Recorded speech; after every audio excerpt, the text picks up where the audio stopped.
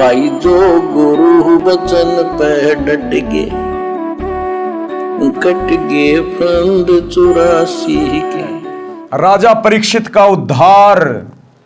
अब मनीराम पंडित जी को गरीबदास जी ने राजा परीक्षित की कथा सुनाई, कैसे उसको तक्षक नाग ने डसा, कैसे उसको श्राप लगा। और 7 दिन की भागवत सुनाने के लिए द्वापर युग में कोई भी पंडित ऋषि कथावाचक सामने नहीं आया। सबने हाथ खड़ा कर दिया, क्योंकि 7वें दिन उसका रिजल्ट आना था। इसलिए सब के सब डर गए कि तुम्हारी पोल पट्टी खुल जाएगी, क्योंकि तुम अधिकारी नहीं हो। आज इन लोगों को डर नहीं है, इसलिए ले लेके कांख में पोथी और ये भागवत करने के लिए गांव गांव में जाके लगा के पांडाल बैठ जाते हैं। राजा परीक्षित का उद्धार। जिस समय राजा परीक्षित को ऋषि के श्रापवश तक्षक सर्प ने डसना था, तो राजा परीक्षित जी के उद्धार के लिए श्रीमद् भागवत सुधा सागर की 7 दिन की कथा करनी थी। पृथ्वी के सभी ऋषियों तथा पंडितों से श्री भागवत की कथा परीक्षित को सुनाने का आग्रह किया गया। वे वास्तव में पंडित थे, वे परमात्मा के विधान को जानते थे। उनको यह भी पता था कि 7वें दिन परिणाम आएगा। विश्व के बुद्धिजीवी व्यक्तियों की दृष्टि 7वें दिन परीक्षित का क्या होगा, इस पर टिकी थी। पृथ्वी के सभी पंडितों ने श्रीमद् भागवत की कथा सुनाने से मना कर दिया तथा कह दिया कि हम अधिकारी नहीं हैं, हम किसी के मानव जीवन के साथ खिलवाड़ करके पाप के भागी नहीं बनेंगे। जिस वेदव्यास जी ने श्रीमद् भागवत को लिखा था, उसने भी कथा सुनाने से इनकार कर दिया। सब ऋषियों ने बताया कि स्वर्ग से ऋषि सुखदेव जी को इस कार्य के लिए बुलाया जाए, वे कथा सुनाने के अधिकारी हैं। राजा परीक्षित के लिए स्वर्ग से सुखदेव ऋषि को बुलाया गया। कुछ समय नरक भोगकर युधिष्ठिर स्वर्ग में पुण्य फल भोग रहा है। उसने वंश के मोहवश होकर अर्जुन के पौत्र परीक्षित के उद्धार के लिए अपने कुछ पुण्यों को सुखदेव यानी सुखदेव ऋषि को दान किया। उस पुण्य की कीमत से श्री सुखदेव ऋषि जी विमान में बैठकर पृथ्वी पर परीक्षित राजा को श्रीमद् भागवत की कथा सुनाने आए। 7 दिन कथा सुनाकर परीक्षित का राज तथा परिवार से मोह समाप्त किया। तक्षक सर्प ने परीक्षित को कथा के दौरान ही डसा।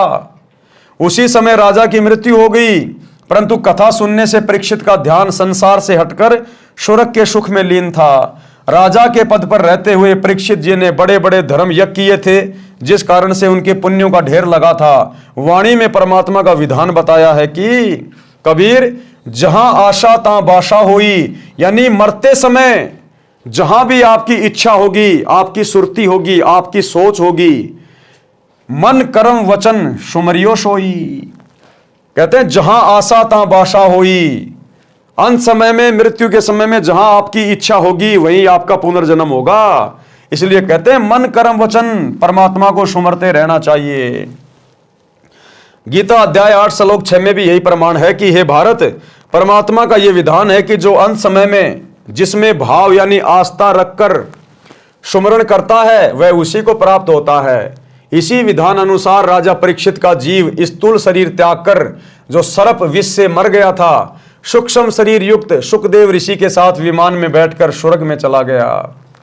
संत गरीबदास जी गांव छुड़ानी जिला झज्जर ने मनीराम जी को बताया कि सुखदेव ऋषि के द्वारा सुनाई कथा से राजा परीक्षित का मन संसार से हटकर स्वर्ग की प्राप्ति के लिए प्रेरित हो गया था, जिस कारण से मृत्यु के उपरांत उस जन्म में राजा के दौरान किए पुण्यों के फलस्वरूप स्वर्ग चला गया। जन्म मरण का चक्कर अभी शेष है, यानी गधा कुत्ता सुअर तो बनना ही बनना है।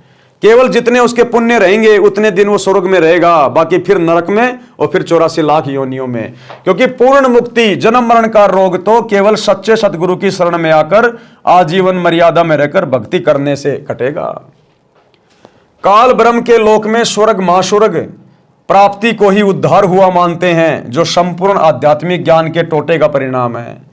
काल ब्रह्म के लोक वाला उद्धार भी पृथ्वी के किसी ऋषि पंडित के स्तर का नहीं है, क्योंकि इनका पाठ व कथा यानी सत्संग करने में मान बड़ाई उद्देश्य रहता है।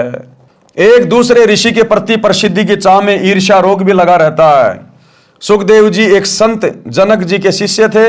राजा जनक को पूर्ण परमात्मा कबीर जी मिले थे, उनको सोहम नाम जाप दिया था। राजा जनक के प्रमुख तथा प्रिय शिष्य सुखदेव जी थे। जनक जी ने यह मंत्र केवल सुखदेव जी को दिया था, जिस कारण से सुखदेव का स्वर्ग समय अधिक है।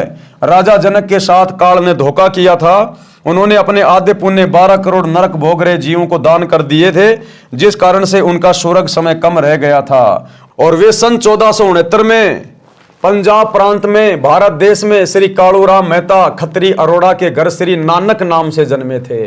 यानी सिख धर्म के प्रवर्तक श्री नानक जी राजा जनक वाली आत्मा है, राजा जनक वाली, जो त्रेता में सीता जी के पिता थे, वर्तमान में पाकिस्तान देश में है। सुखदेव जी को पृथ्वी पर किसी से कोई द्वेष तथा ईर्ष्या या मान बढ़ाई की चाह नहीं थी। उनके द्वारा सुनाई कथा का प्रभाव परीक्षित के मन पर पड़ा, जिस कारण से उनका स्वर्गवास हुआ।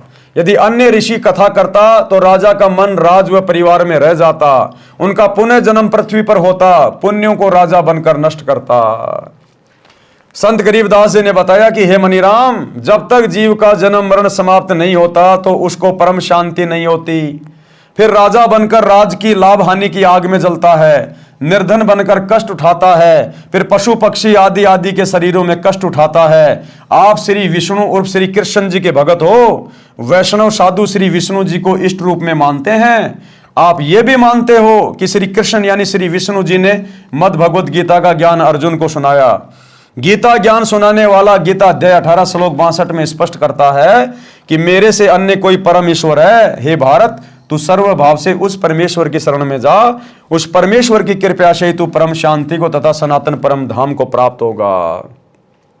यानी गीता बोलने वाले के पास में, चाहे उसको श्री कृष्ण समझो, चाहे विष्णु समझो, चाहे काल समझो, अगर उस गीता बोलने वाले के पास में ही जन्म और मरण के रोग को समाप्त करने की भक्ति होती और परम सुख प्राप्त कराने वाली शक्ति होती, तो गीता अध्याय 18 श्लोक 62 में यह कभी नहीं कहता कि उस परम सुख को प्राप्त करने के लिए, सनातन परम धाम को प्राप्त करने के लिए, जहां जाने के बाद साधक फिर लौटकर संसार में नहीं आता, उसकी प्राप्ति के लिए तो किसी तत्वदर्शी संत की खोज कर ले।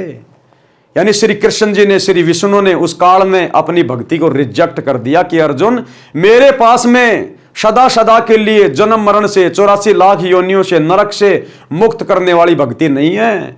उसके लिए किसी तत्वदर्शी संत की खोज कर, और वो तत्वदर्शी संत वर्तमान में सतगुरु रामपाल जी हैं।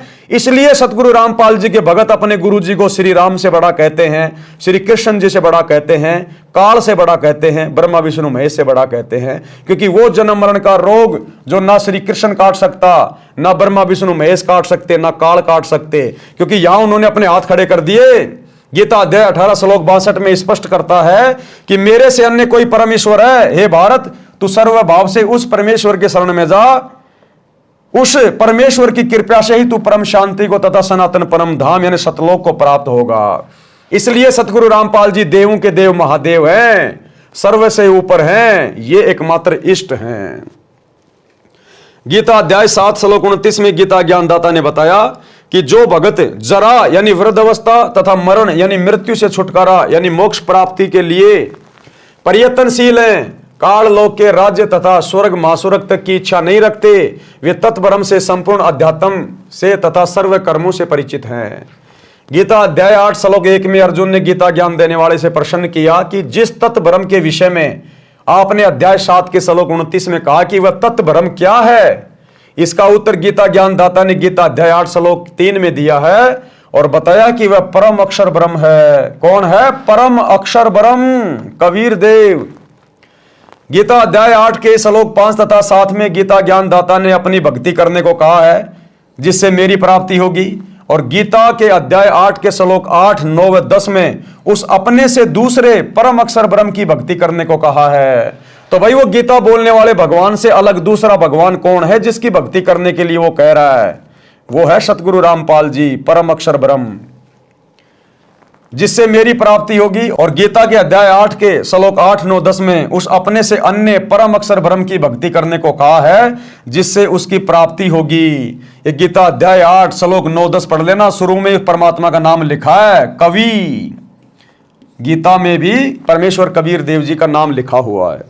गीता अध्याय 2 श्लोक 12, अध्याय 4 श्लोक 5, अध्याय 10 श्लोक 2 में गीता ज्ञान बोलने वाले ने बताया है कि हे अर्जुन, तेरे और मेरे बहुत जन्म हो चुके हैं, आगे भी होते रहेंगे। अर्थात गीता ज्ञान देने वाला खुद जन्म और मरण में है, तो यह जन्म मरण का रोग तो सतगुरु रामपाल जी काट सकते हैं, सृष्टि में कोई दूसरा नहीं। गीता अध्याय 2 श्लोक 17 में जो अविनाशी परमात्मा कहा है, तथा अध्याय 15 श्लोक 16-17 में 3 पुरुष प्रभु बताए हैं। श्लोक 16 में क्षर पुरुष तथा अक्षर पुरुष का वर्णन है, दोनों नाशवान बताए हैं। फिर अध्याय 15 श्लोक 17 में अविनाशी परम अक्षर ब्रह्म की जानकारी बताई है। वह उत्तम पुरुष यानी सर्वश्रेष्ठ परमात्मा कहा है, वही तीनों लोकों का पालन पोषण करता है, वास्तव में अविनाशी है। गीता अध्याय 15 श्लोक 4 में गीता ज्ञान देने वाले ने स्पष्ट किया है कि तत्वदर्शी संत मिलने के पश्चात परमेश्वर के उस परम पद की खोज करनी चाहिए, जहां जाने के पश्चात फिर लौटकर साधक संसार में कभी नहीं आते। अर्थात तत्वदर्शी संत की शरण में आने के बाद फिर सदा सदा के लिए जन्म मरण का रोग कट जाता है, 84 लाख योनियों का कष्ट मिट जाता है। वो साधक सदा सदा के लिए परम धाम सतलोक में चला जाता है। उस परमात्मा की ही भक्ति करनी चाहिए जिससे संसार रूपी वृक्ष की पर्वती विस्तार को प्राप्त हुई है, यानी जिस परमात्मा ने विश्व की रचना की है। संत गरीबदास जी ने मनीराम को बताया कि परम अक्षर ब्रह्म यानी तत् ब्रह्म की भक्ति मेरे यानी संत गरीबदास जी के पास है। उस समय गरीबदास जी के पास थी, क्योंकि गरीबदास जी भी स्वयं परमात्मा थे, और वर्तमान में सतगुरु रामपाल जी के पास है, क्योंकि ये स्वयं परमात्मा है, यही स्वयं गरीबदास जी है। यदि आप जी को पूर्ण मोक्ष करवाना है तो दीक्षा लो और कल्याण करवा लो। मनीराम जी को गीता के सर्व श्लोक कंठस्थ थे, तुरंत समझ गए और दीक्षा लेकर पाखंड त्याग कर कल्याण कराया। और वर्तमान में यदि किसी को गीता के श्लोक याद नहीं है तो सतगुरु रामपाल जी ने गीता जी को पहली कक्षा का कायदा बना दिया है। आप YouTube पर जाकर उनके सत्संग सुन सकते हैं, बहुत अच्छे से गीता जी को समझ सकते हैं, चारों वेदों को समझ सकते हैं, जो कि हिंदू समाज के लिए पहाड़ से कम नहीं है। लेकिन सतगुरु रामपाल जी ने अपने तत्व ज्ञान से पुस्तकें लिखकर सत्संग बना बनाकर पहली कक्षा की पुस्तकें बना दी है। इतना आसान कर दिया गीता, वेद, कुरान, पुराण, बाइबल को समझना। भाई जो गुरु बचन पे डट गए, कट गए फंद 84 के, कट गए फंद 84 के, कट गए फंद 84 के।